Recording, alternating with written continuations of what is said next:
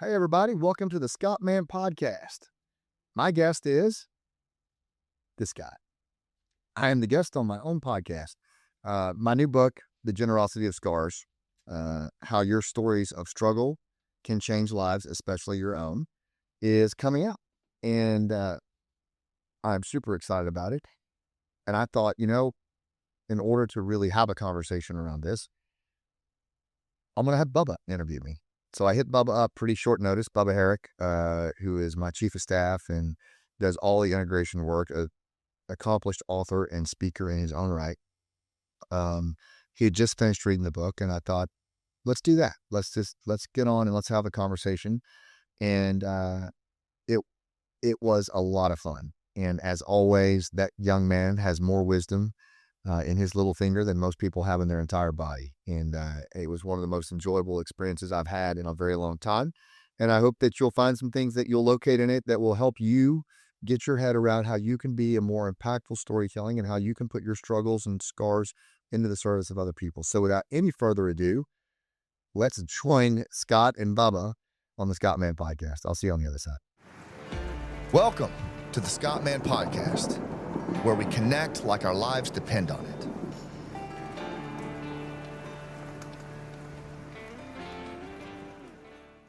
Welcome to the show, to the Scott Mann podcast. Yeah. It's just weird to be a guest on my own podcast. Yeah. Is that odd? I don't know, is it? I don't know. I mean, I think it's kind of cool. How does that chair feel? I think my ass has worn that chair down because I'm sitting straighter. I feel you're like crooked. I'm leaning to the left. Yeah, I've noticed how bad my posture is now by just like not sitting in that chair. But yeah, it's definitely, it feels better.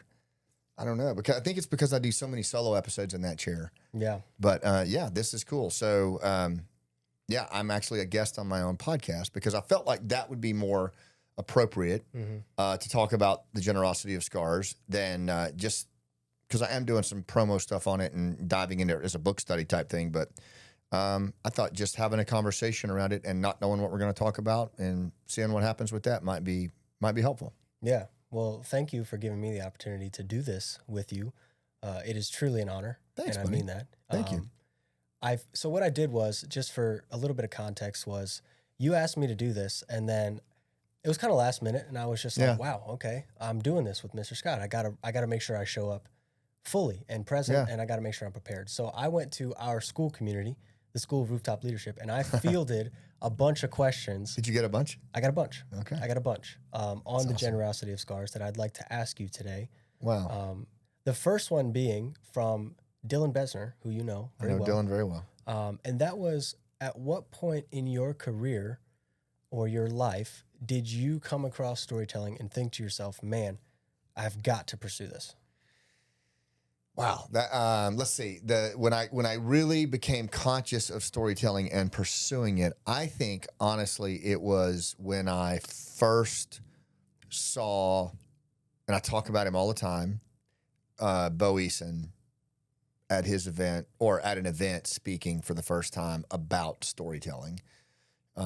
It was immensely powerful for me to see a former NFL athlete, with such athletic prowess and physicality, the guy you think of as the tough guy up there talking about moments like having his knee blown out and his life kind of shattered and wondering what the hell he's going to do and not knowing what to do and wondering how he's going to take care of, himself and his family. It was really, really powerful for me. And I thought that is something I could do. That is something that, based on just how I've lived my life, what I love to do, which is connecting with people, that could be the next thing for me. And it was so exciting, man, because I was lost. Yeah. I was lost. I had no idea what to do after being a Green Beret, which is what I'd wanted to do my whole life. And when I saw him doing it with such effectiveness and such authenticity, I saw myself in him the same way I saw myself in Mark, the Green Beret I first met in a soda shop when I was 14. How long ago was that? I guess it would have been around, what would it have been, babe? When I met Bo, probably 2015, when I was going through the darkest mental health journey of my life, when I had come very close to taking my life was right during that same period of time. And I was still in that place. So it was even more profound for me, I think, because it offered an escape. And I didn't even know, honestly, what it was he was doing, like the craft. I know what I saw. And I know what was happening in that room. And people just were so enthralled and connected to him. And I fell in love with that idea, I guess, that I could possibly have that effect on people that I was feeling. And it felt like the right next thing to do. And I had no idea how I was going to do it, but I knew it had to be that. And at that point, were you already speaking on stages? No, not at all. No, I mean, no, I don't know what the hell I was doing. I got out of the Army in 2013 and I'd been a Green Beret. I was a bit disillusioned with how things had gone in the war. I didn't like where they were headed. And so I really wanted to move away from the military. I loved the work, but I just didn't love the politics of it. And I just did not want to be around it. I tried my hand at consulting, which is, I think, what a lot of career military professionals do. And some of it's honorable work, some of it is not. And I got into some of it that was not. And it left a bad taste in my mouth. I didn't like it. And I was just lost. I'd lost my purpose and my identity. And so, no, I wasn't doing that. I had written a book and I had tried to find whatever my next thing was, but I think it was mostly transactional stuff, mostly consulting things, and maybe a little bit of veterans work. Sure. Trying to help veterans, but I couldn't even help myself. Yeah. And at what point did the storytelling work, when did this idea, I guess, of generosity of scars enter your world from that point?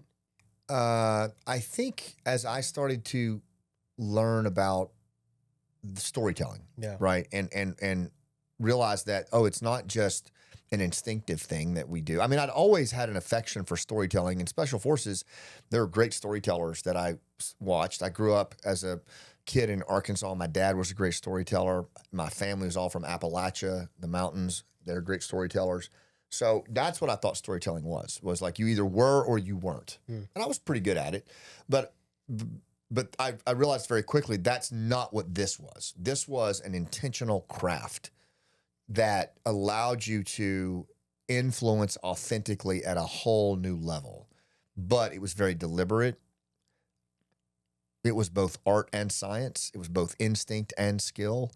And I realized that most, if not all of the skill I didn't have, nor the knowledge about what made a story work. Why did a story work on the brain? And one of the things I learned very early on from Bo and others was that struggle, the thing that was literally killing me coming out of the military, losing my way in the world, losing my identity, losing my purpose, watching my wife and boys slip away from me, that struggle to fit in at home was actually the gold that could actually be used to not only heal myself, but to bridge gaps and connect me to a world I didn't understand.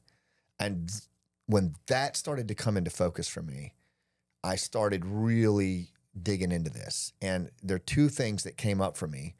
Was that for me, struggles were metaphorical, they were scars, and I thought about all the scars my buddies had, the internal scars I had, and I kept coming to this word generosity. Bo and other performers used generosity when they talked, and I thought, what if you were generous with your scars? Like, what if that was a way of speaking that I could like fall in on? And it just kind of, I don't know, it kind of formed, and I don't remember exactly when I came up with it.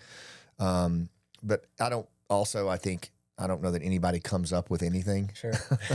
I think, that we all just build on the shoulders of the people that come before us. But I do think that phrase, I think I coined it. I'm pretty sure I did. Really resonated with me, and it became the way I thought about storytelling, repurposing our stories of struggle in the service of other people, being generous with our scars. And that's when it just took off. And what's the difference between a scar story and just a regular story? Like, why a scar story? Yeah, I think So I think that like a story. So the working definition that I like of a story is what Dr. Kendall Haven, the author of Story Proof and Story Smart, puts forward. And he says that, and I'm paraphrasing, but I think I'm close, is that a story is a character-based narration of a character who is overcoming obstacles to reach an important goal. That's a story. And it's the best definition of a story I've ever heard, because it talks about the character, it talks about being a character-based narration, talks about obstacles, and it talks about goals. And at the end of the day, when those things are put together in the right sequence, you have a story. And the reality is our brain is wired for story. It's not wired for data. It's not wired for PowerPoint. It's not wired for spreadsheets. It's wired for story. It uses metaphor to make sense of the world. And it has for like 100,000 years. So our brain knows story the instant it sees it, the instant it hears it, it knows it. And they've done studies recently, neuroscience studies. The entire brain lights up when it hears a story, and not just the storyteller's brain, the whole audience. They all like it's emotional coupling. Whereas if you use data, like two little lobes in the brain light up, and that's it. You know, and so think about that for a second. I mean, like think about the level of just attunement that's happening between the storyteller and the audience, and that's why. You know, for thousands and thousands of years, storytellers around a fire in animal pelts were able to talk about lived experiences and lessons, and people listened like their life depended on it. So stories alone are super powerful. The only reason I call them scar stories is that there is in that line of work an intentional focus on struggle to resolution. I believe that we have to say scar story almost today, because if we don't, we'll leave the struggle out of the story. We've become so conditioned in this modern world to not include struggle in the party that we leave it out and we just talk about resolution, and that's unwatchable. So I call it scar stories, almost as a reminder that we start with the struggle. So it's more so about the struggle rather than the scar itself. Yeah, I think so. I mean, this again, I would say that scars are just metaphors for struggle. Right. And so the old saying that no struggle, no story. I think I come at it that way because I've found, Bubba, that in all the years I've been teaching this to corporate executives and, you know, IT professionals and business founders, military, there is an aversion to struggle. We have an aversion in our Western society to struggle. We don't like to talk about it. We don't like to include it in what we do. We like to push it down, gut it out. And I get it. You know, I know that's the culture I grew up in the military, but the reality is that's not how we're wired. Right. Struggle, according to Daniel Coyle, is a biological necessity. It's something that we all are either in, just left, or are about to go through. And it's where we locate each other, and it's what makes us most relatable. So even though there's an aversion to it, it's not a healthy aversion, and it certainly doesn't support your communications. Kendall Haven, who we talked about earlier, he says that if you omit struggle today in your storytelling and communications in this time of trust recession, your audience won't only check out on you and put their phones up, they'll turn on you. They'll become hostile. And if you think about it, think about the speakers you've watched, people on the news that just talk about themselves or how great they are or all their accomplishments. It pisses you off. It pisses us off. We don't want to be around those people. Right. It's unwatchable, and it's off-putting. Yeah. Speaking of struggle, in writing this book, this is a question from Perk, actually, in the school community. In writing this book, what has been the hardest part for you? Like, where's the struggle been in writing The Generosity of Scars? Perk, by the way, is one of the coolest people. She's been on this podcast, awesome. blown up in Afghanistan, 3 bouts with cancer. She's now part of our Take the Mic community, our mastermind. She's amazing. So thank you, Perk, for the question. I'm going to ask you, what was the hardest part for you in writing the book, your book? My book? Yeah. I would say going out and living in my car and doing it by myself. That was certainly really hard. And then overcoming every single objection that the editor would give me, Chris.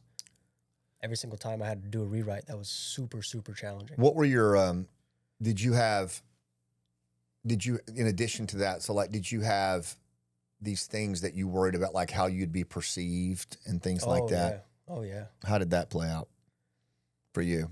I think it played out fine.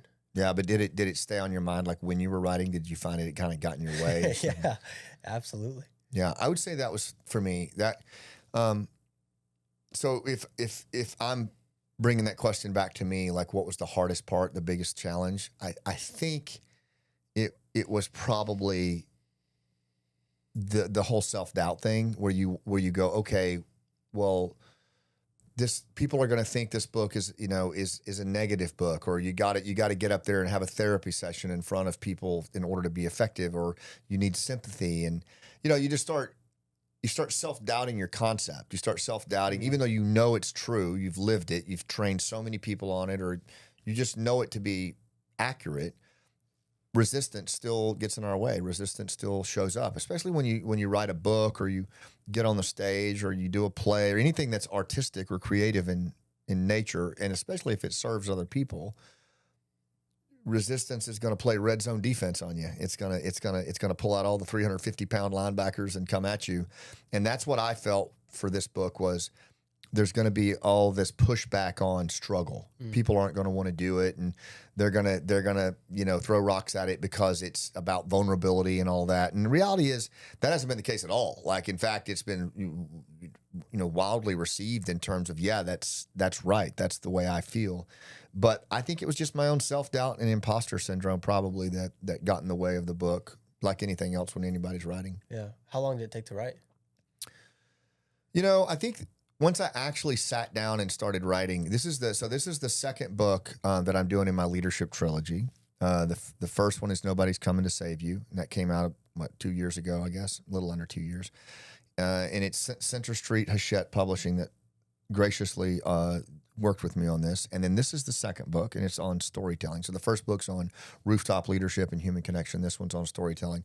And the third one will be Leaving Tracks that I did with my dad. Or mostly wrote with him before he died, about purpose and legacy. And, I think when I sat down and started writing it, it took me probably 5-6 months, pretty quick. But I've been speaking on this for 12 years. Right. I did a TED Talk on it in 2019. I've been developing this. Literally hundreds, maybe over 1,000 talks, workshops, Gold Star moms, wounded warriors, law enforcement, firefighters, corporate CEOs, actors, podcasters. Putting them all through some version of this approach and watching them come out on the other side with their story. So I think it took me 12 years to write it, because when I sat down to write it, it went fast because I'd been working it for 12 years. Right. And so I felt really, even though I had self-doubt about the process and what people would think, I felt very certain in what it was. Yeah. Because I've seen it so many times. And how do you feel about it as a finished product? Oh, I love it. I think, that you always look at a book and you think, wow, I wish I'd done this, or I wish I'd done that. And, you can always go back and do the next edition, but I've also learned how to kind of let things float down the river. I am getting better about that, not as good as I used to be. I'm better than I used to be. One thing like recently that came up was there were like the Wall Street Journal, the New York Times, and Fortune magazine all put out articles on the prolific power of storytelling. Like right after I turned this thing in, I'm like, you got to be shitting me. And then there's this term, the trust recession, that came out, and I'm like, oh my God, because I really do believe that this approach is the antibody to the trust recession, and I've seen it work so many times. But overall, I feel good about the book, and I feel like more importantly, it's going to be something that people can open it up. And I didn't want it to just be a story about stories. I wanted it to be like a field guide, and so it's step by step how to design and deliver a powerful story, and whether that's a keynote, a presentation, a speech at your daughter's wedding, right? It guides you through it. Yeah. And on that same point, like, who is it for? How does just a normal person or somebody, just a parent, a coach, a teacher, maybe, how do they apply this to their lives and not just speaking from the stage? And I get that question a lot. And I think it's a fair question because people think that because they're not a keynote speaker or Right. they're not in corporate America that they're not a storyteller. But I mean, if you stop and think about it a second, like if you are in any line of work or any endeavor where you have to authentically influence humans, which is to say everybody, Yeah.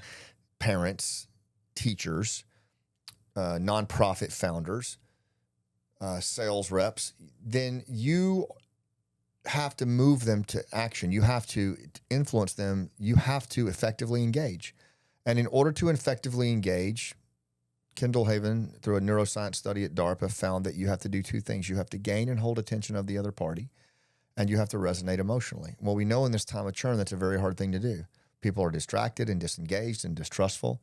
So even if you're a parent talking to your teenager, even if you're, a school teacher, if you're a volunteer worker at the PTA, you've got to influence people. And the best way to do that is through storytelling. Now, that's not to say you're going to get up on the stage necessarily and say, okay, let me tell you a story. And that's going to move, the masses to action. It might, but our brain works in metaphor. Our brain works in story. Our brain takes action on story. And in fact, and this is where I'm going with this, and hopefully this will show that anybody needs it, is that if you want to convince somebody of your idea or thought, and you present that to them, they will tell themselves a story to make sense of your idea or thought or data or PowerPoint. That's how the brain works.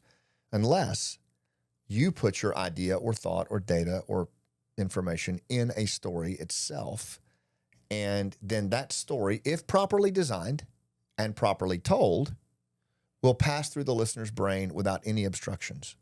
Now, that's an agnostic tool. That could be used for good or bad. Sure. Right? Gangs use it for bad.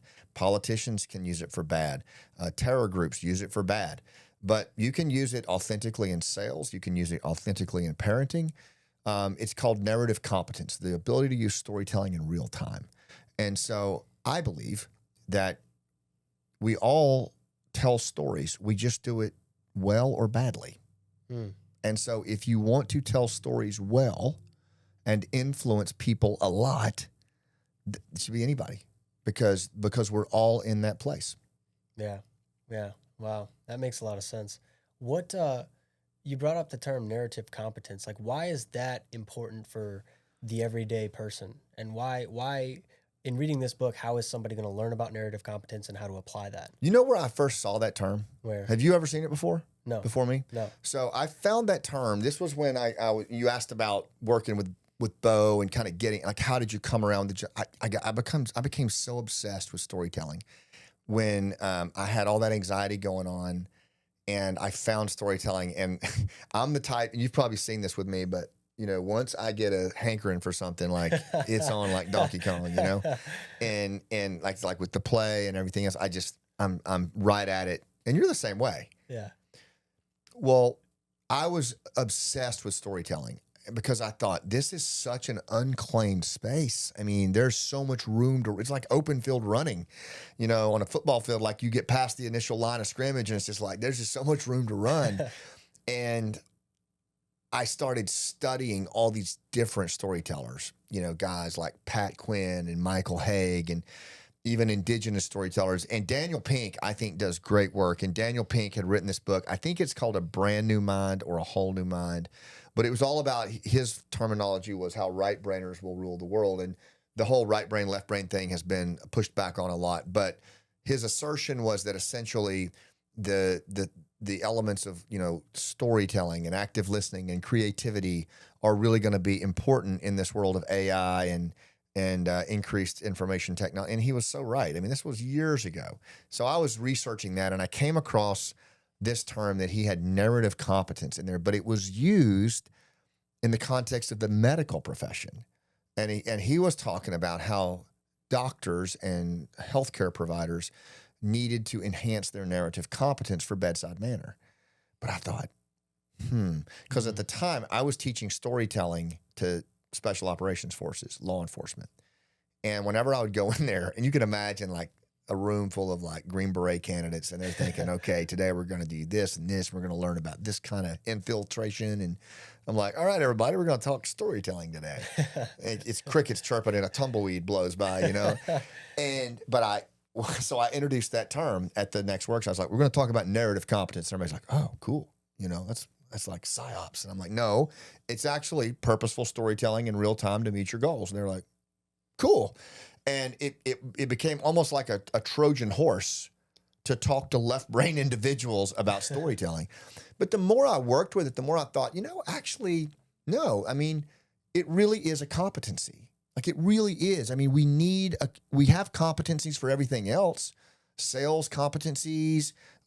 We have listening competence. Why wouldn't we have a narrative competence? The ability to put storytelling. If our brain works in metaphor and story, well, shit. Why wouldn't we have a competency for that? Because like we can't have a competency right now because all we do is PowerPoint. So that tells me there's not a competency.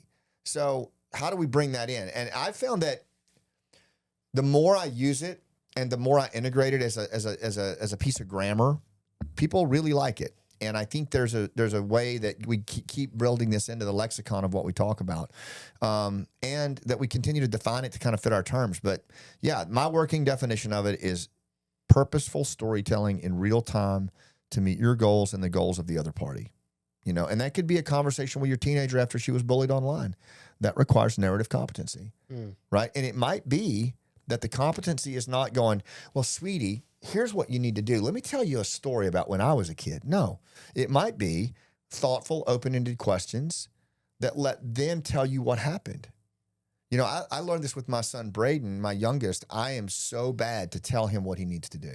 I'm so bad to tell him stories about how I did it. It doesn't land with him. Like he wants to know that I see him, that I hear him, and that I get him. So narrative competency for me in that moment is allowing my son to tell me a purposeful story in real time, right? So that we can meet our goals and I can meet him where he is.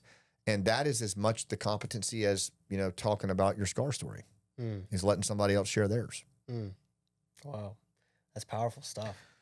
It has so much potential. It sure does. And this is to your point about it doesn't have to be from the stage. Right. In fact, 2/3 of the time it won't be.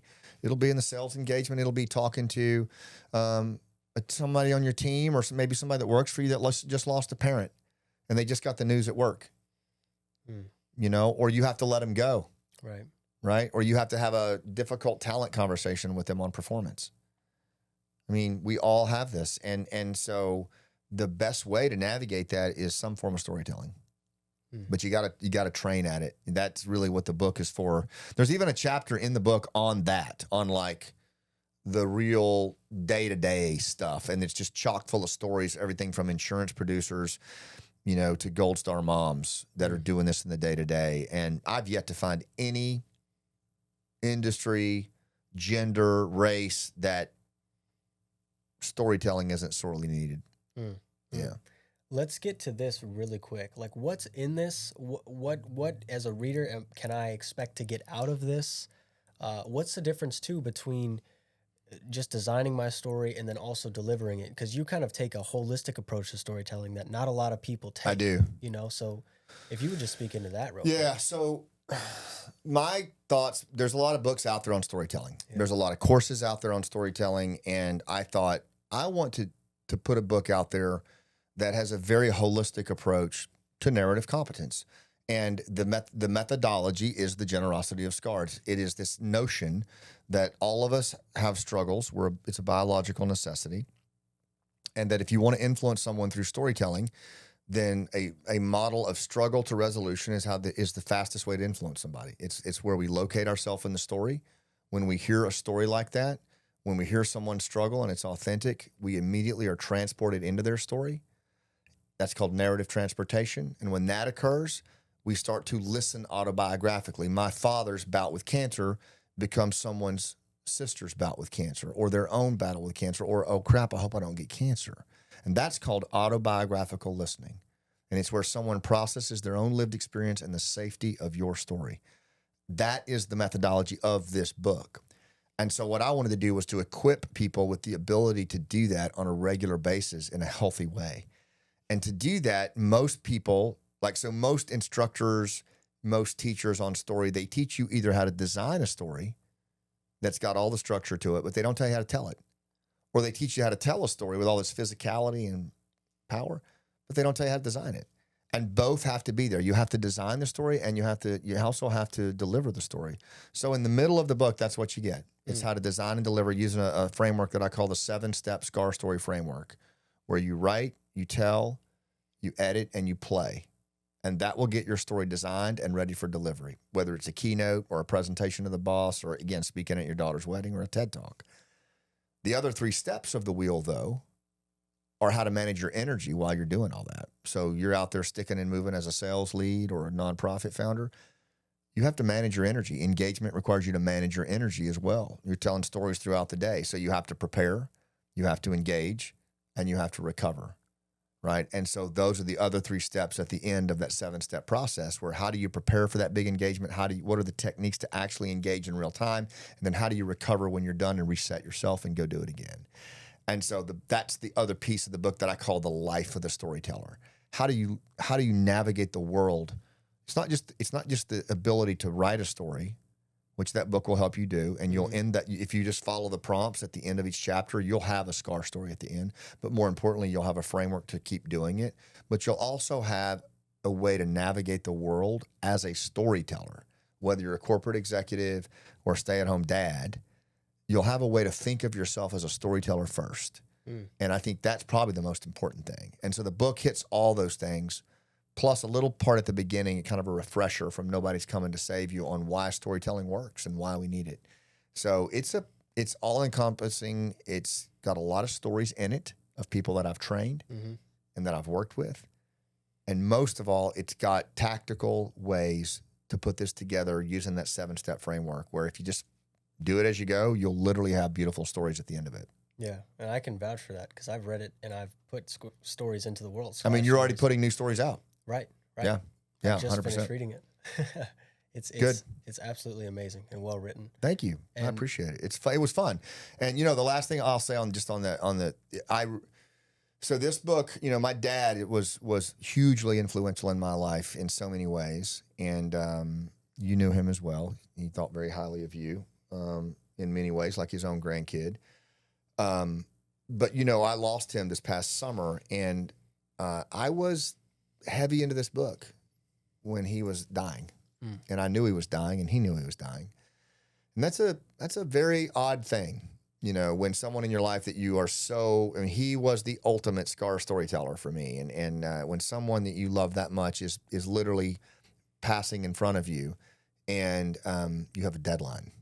But what was really special was that he recognized that deadline, and he knew the importance of it. And he worked right alongside me.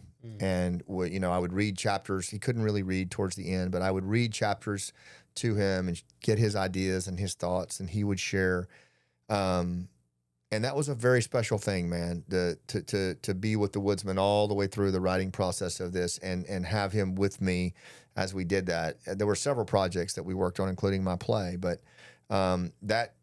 this book has a very, very special, when you read that book, you'll feel my dad in that book because he coached me through every page. Wow. Yeah. Wow.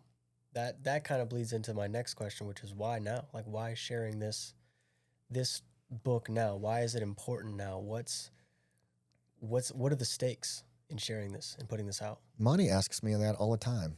Why now, baby? No, because I'm always doing some new project. I think I have always wanted to put a storytelling book into the world because I love storytelling so much. And it always felt kind of empty to me to be talking about storytelling.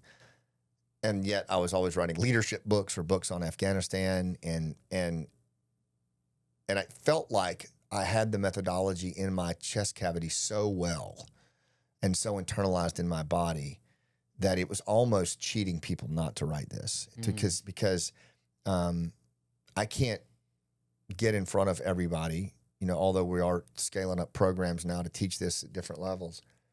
I knew that the world needs storytelling more than ever. We're in trouble. Like and I'm not trying to be doom and gloom, Sure. but we're heading off a cliff if we don't Well, let me see. Can I see the book real quick? I'll share a quote with you. You asked me why, and I think this quote actually answers it better than I could. It's a quote by a guy named Walter Benjamin, and it says, "The art of storytelling is coming to an end. It is as if something that seemed inalienable to us, the securest among our possessions, were taken from us. The ability to exchange experiences. One reason for this phenomenon is obvious.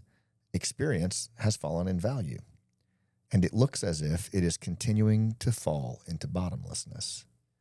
And so I see this all the time is we are devaluing shared experience. Think about it. Like how much time we spend online, how much we talk past each other, how casual we are about engagements when we're with our children, when we're at the table together, everybody's on their phones.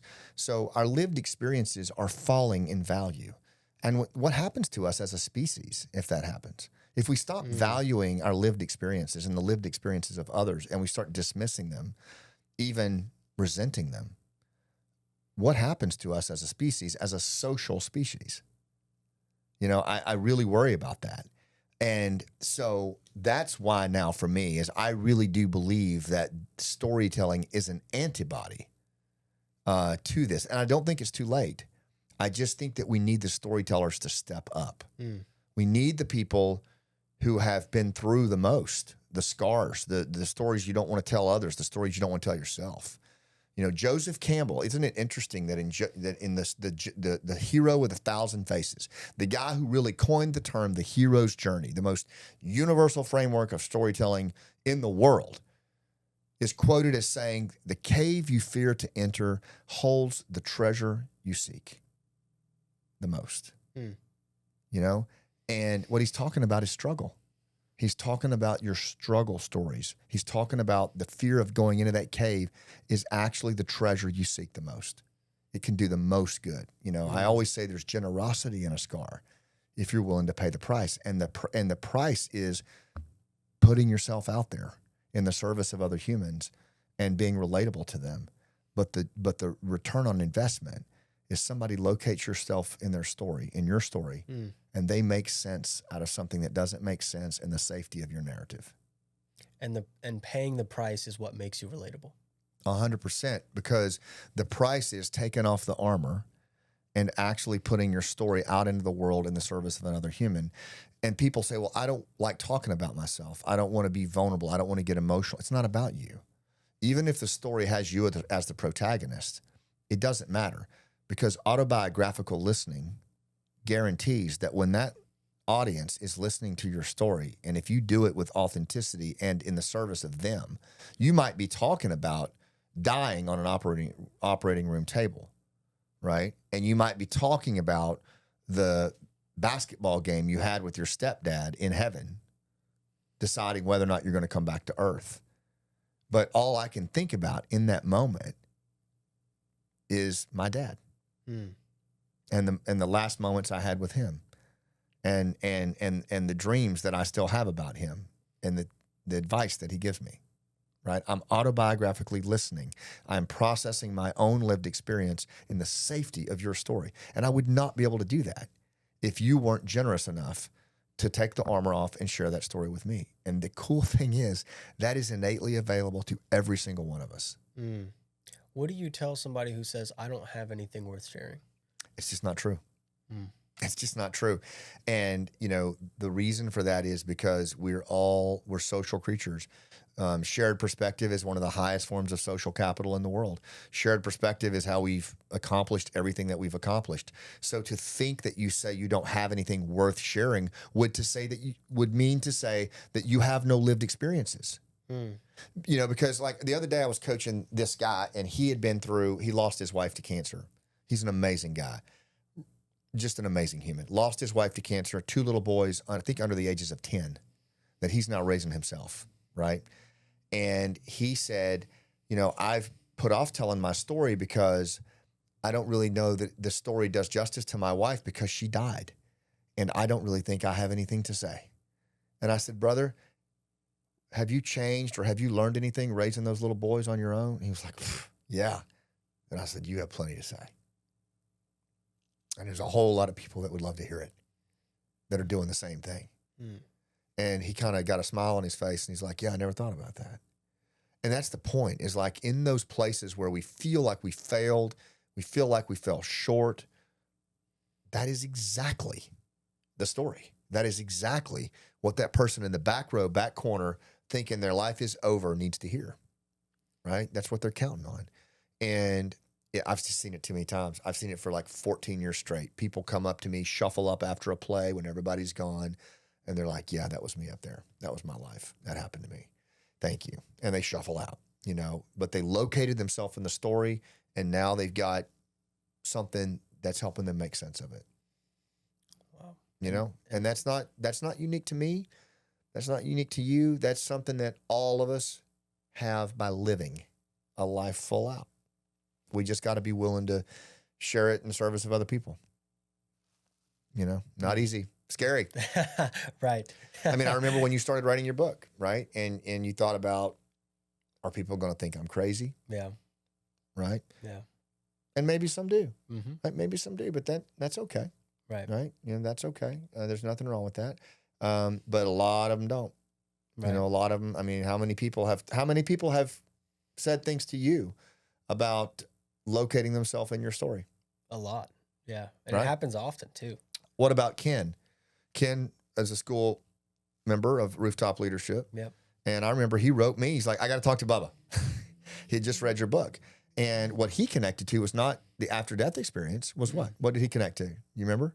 The dad, specifically. The dad piece. The dad stuff, the stuff that you had gone through with your father. Right. That he had gone through as a child in New Jersey. And how many years, well, we won't say how many years older he is than you. But there's a significant age gap, right? But the universal singular, that was the struggle. And I just see it over and over again. But what if you hadn't put that story out? Like, you know, he made a lot of discoveries in that, reading that book about himself, and is finding a lot of resolution, struggle to resolution. And a lot of times we find it in somebody else's story, man. And that is the generosity of scars in action. In action. That's it. That's it. That is the whole idea. And it's not me coming up with that. That is a biological reality. That is how we find each other as humans, is that we all struggle. We all just came out of struggle. We're all going back into it. And it is struggle to resolution in how we learn and go from surviving to thriving. And we've stopped doing that. We have devalued lived experience and shared experience to such a degree that we endure those alone through isolation. Right? Right. So the storyteller puts out there, no, you're not. You're absolutely not alone. You're absolutely not alone coming home from combat. You're absolutely not alone in your addiction to pornography. You're not alone in any of those things. You actually are in good company. And here's what I've learned along the way. That's it, man. That's 100,000 years old. We're simply taking the armor off and reconnecting to what our grandparents knew to be true. But instinct, in my assessment, we've atrophied so bad. Right. We got to get a skill to it, and that's why I wrote that, is to bring the skill to it, because it's a rough world out there right now, you know, and you're going to meet a lot of resistance, aren't you? Oh yeah. When you try and do this, like, it's scary as shit. Yeah. And you got to have some game. So if you're going to influence people authentically, you got to have mad skills, and that's what this thing will bring. Yeah. I can attest to all that. I mean, just putting it into action in my own life, I'm noticing my narrative competence become more fluent, and I'm noticing that I'm able to tell strategic stories in real time to serve other people. Yeah, man. And you know what? Here's the other thing too, and this is what I tell a lot of people. Like, even if you don't buy into this right now, like, let's just say, you know, the left brain, the left hemisphere is just kicking in, and it's just telling you all these reasons why, whatever. Even if you don't do that, just for, say, 2 weeks, focus your intention on asking the people in your life that you serve thoughtful, open-ended questions that start with what or how, that allow them to respond back in story, and particularly stories around their pain or their goals. Ask them what they value. Ask them what's getting in the way of what they value. Ask them what annoyed them today. Ask them what's keeping you up at night. And watch what happens. And just listen to just so you can see the pictures in their heads. And let them tell you the stories. You don't have to say a damn thing, except just maybe some follow-ups. Really, tell me more about that. Not in a casual, dismissive way, but like really listen with intention and discovery for 2 straight weeks. And just let people respond to you in story. It's astounding what that will do to your narrative competence, your ability to connect. And it actually just doing that will accelerate trust. Shared experience, lived experience from struggle to resolution. The more we can be a conduit for that, you're going to own every room you walk into. You do it. Cooper does it. Dylan does it. I'm talking about all these young boys that I raised. They're doing that. And it is not reserved for the old and the wise. It's not reserved for the CEO. It's anybody that values that. Why? Because it's a biological reality. It's what's below the waterline of the iceberg. It's what we're wired to do. So why not tap into it? Right. You know what I mean? And just try it. And like I said, if you don't believe me, do the 2-week test of just questionology and let people respond to you in stories. And there's a piece on there on that too. The other thing I would just say too, even if you don't want to do the scar part, just read the part on physicality. Mm-hmm. Just read the chapter on play and do those crazy drills or some of that work before you go in and do your presentation. And you'll be far more persuasive because your body looks like it trusts itself and there's no tension. Right. Yeah. Where can people find this book? We've been really blessed because Hachette and Center Street have helped us get the book in pretty much anywhere fine books are sold. You can get it. Certainly, it's on Amazon, but Books A Million, Barnes & Noble. I tell people you can also go to scottmann.com. We'll put the link. Let's put the link at the end of this show for the site that they can go to the Hachette website, and then there's all the different places they can go there as well. And the audiobook too. And the audio, I read the audiobook myself. Yep. You and I both you need to read your audiobook again. Yeah, I do. We'll do that in here. If you're writing a book, read your own book. It's one of the most, did you enjoy that process? I loved it. Yeah. It's a lot of fun. It feels good too, like after you put all that work in and driven across the country and slept in your car Yes. to be able to read it and it's like have this tangible thing. Yeah. Yeah. But now that you're taking acting and learning the characters of your book, are you going to put that into it? I would like to. All yeah. right. I got to practice more. But yeah, I did read the book myself. If you liked Nobody's Coming to Save You, if you liked that Audible version, I think you'll like this one. I do it pretty much the same way. And then we have a 7-day challenge that's coming out pretty soon too. Yep. Which is basically exactly what you think it is. It's going to be on our school community. We're real excited about that, but it's a basically 7-day challenge that follows the 7-step SCAR story framework. So what I would suggest is read the book. At the end of the book, there's a link on how to go to the SCAR story challenge. It's free. Yep. And it is a nice video, highly produced. Oh yeah. With our buddy Kevin Lang out in my backyard. And it's really well done and it will help you. It'll be a supplement to that book. So read that book first, get the 7-day challenge and it'll really help you put your stories together. Is there anything else that we did not cover about the generosity of SCARs or why this book is being put into the world or how it can help people? No, I don't think so, man. The only thing I would just say is, again, this idea that you've got to be a keynote speaker or a presenter is just not true. This idea that you don't have a story, not true, that your story's not good enough. All of that's just resistance. And it's telling you that because it doesn't want you, that negative self-sabotage we all have doesn't want you to put the story that has scuffed you up into the world. And why? Because there's so much healing in it. There's so much self-actualization in it. So I would say go against your instincts when you feel that and really lean into it and know that you do have a story to share and that there's somebody out there that needs to hear it. And it can change lives. That's why the subtitle says that. The stories can change lives and it's a sense-making tool, so it'll definitely change yours. So I would just encourage people to move through the anxiety. It's normal for everybody to do that and keep working it and build your narrative competence because that's the best way to influence and change the world. Well, thank you for writing it. And Yes, I sir. am a beneficiary of it, of your work. So thank you. Seriously. You're welcome. And I'll point out that you are the only person that's ever been allowed to wear that hat. Yeah. And I might take it home with me. It's a good hat. It It's feels a good hat. great. Well, thanks you did a great job hosting. And so thanks. let us know. I think we may have another host of the podcast here, or maybe he needs his own podcast. I don't know. We'll figure it out. Let us know. We'd love to know. But this young man is the next emerging strategic storyteller. That is for sure. Well, thank you. I'll let you close us out. Yeah. Everybody, thank you for allowing me to be on here with Scott to kind of help him introduce this into the world. It truly is an honor to sit here before you and sit across from him, who I admire so much, and I know all of you admire so much.